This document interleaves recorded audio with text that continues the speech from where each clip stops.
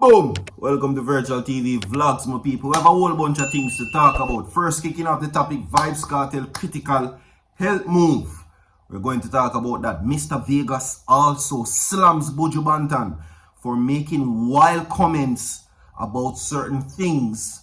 And the Prime Minister tells you, the Jamaican people, not to worry. You understand now? Recent move by Dr. Nigel Clarke seems to have a lot of persons, especially within the opposition, worried. He says, don't worry. You understand?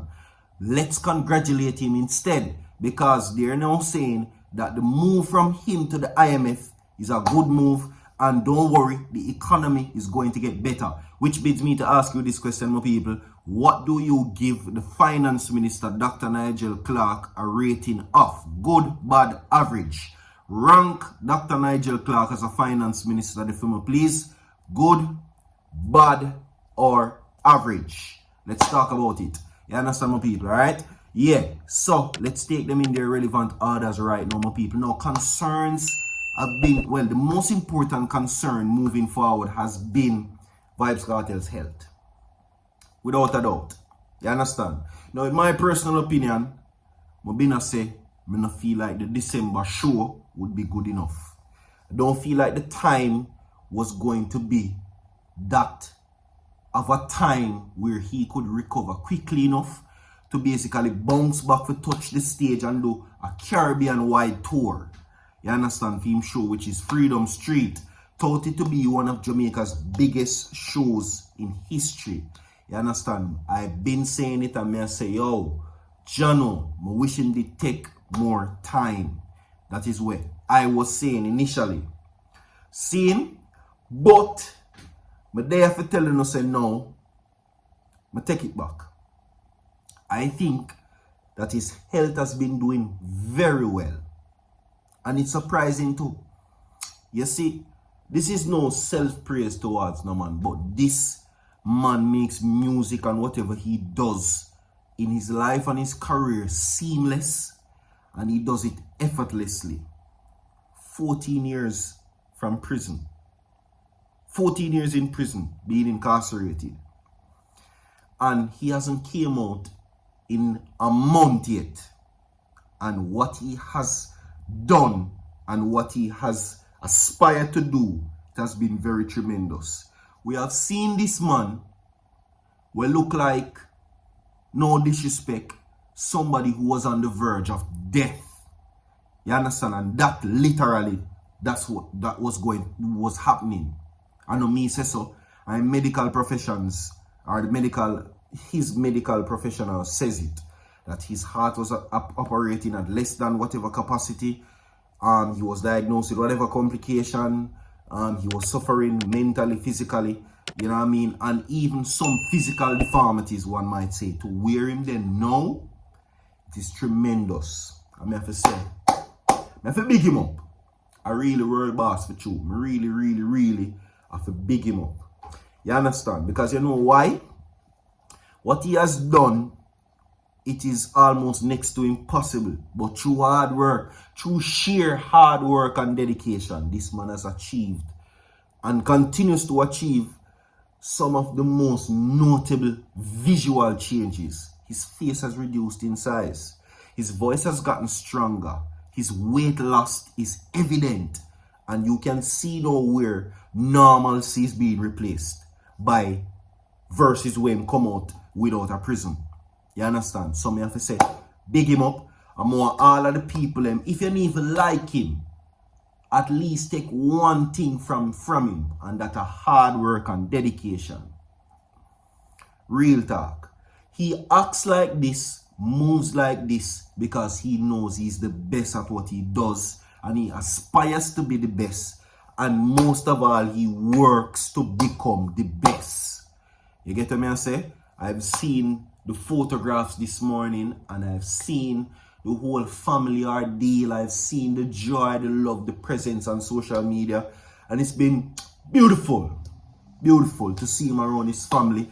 And how much of them people get put to shame now when him finally posts Icodon.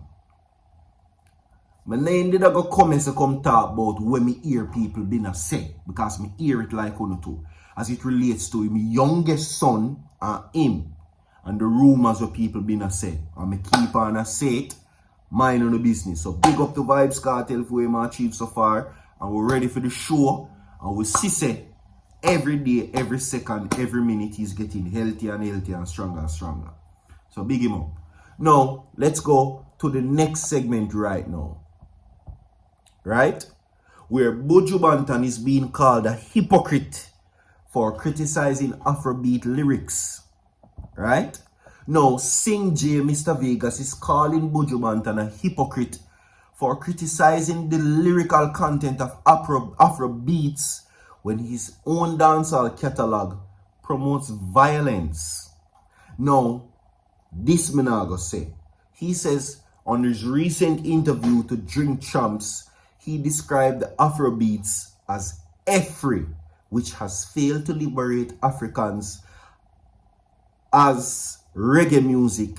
In an online response, Mr. Vegas reminded Buju Banton that he wasn't always righteous projecting Rastafarianism. Now, what Buju may have forgotten is that his dancehall hits were not only explicit. Some songs like Driver and Man for Drop promoted violence.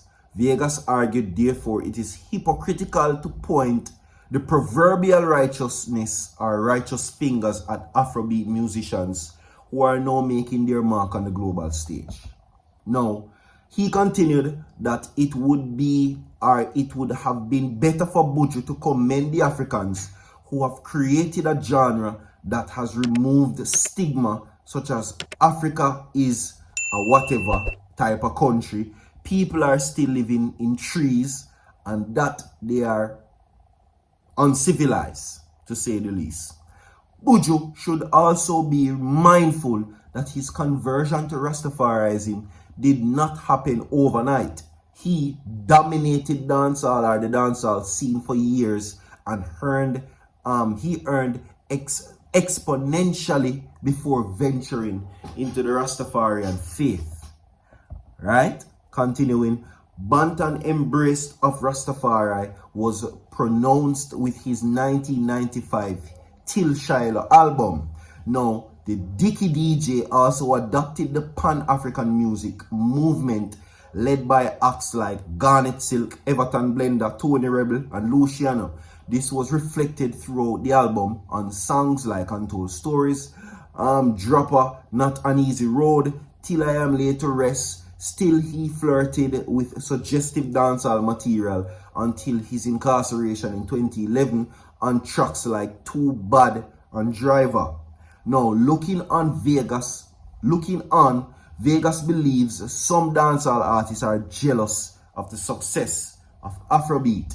He says it is unfair to compare Afrobeats to reggae. Very unfair, but some people are doing it and others, they're doing it from a place of hatred. Some people, he says, where it like, okay, this is our opportunity to dog it out, alright, or to demonize your fellow African brothers.